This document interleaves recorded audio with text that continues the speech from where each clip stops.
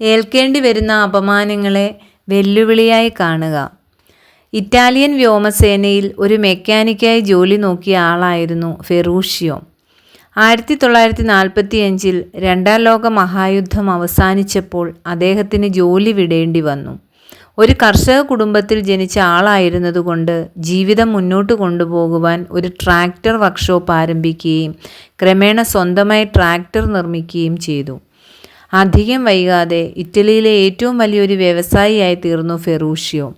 അദ്ദേഹത്തിൻ്റെ സാമ്പത്തിക സ്ഥിതി വളരെ മെച്ചപ്പെടുകയും ഇറ്റലിയിലെ ഏറ്റവും വലിയ ധനവാന്മാരിൽ ഒരാളായി തീരുകയും ചെയ്തു. അദ്ദേഹത്തിന് ഏറെ കമ്പമുണ്ടായിരുന്നത് കാറുകളിലായിരുന്നു. ജാഗ്വാർ, മെഴ്സഡീസ്, മസേർട്ടി, പിന്നെ 2 ഫെറാറിയും. എന്നാൽ ഫെറാറി കാറുകൾക്ക് എന്നും പ്രശ്നമായിരുന്നു. അവയുടെ ക്ലച്ചുകൾ കൂടെ തകരാറിലാകുമായിരുന്നു. അപ്പോഴൊക്കെ ഫെറാറിയുടെ ഫാക്ടറിയിൽ കൊണ്ടുപോയി ക്ലച്ചുകൾ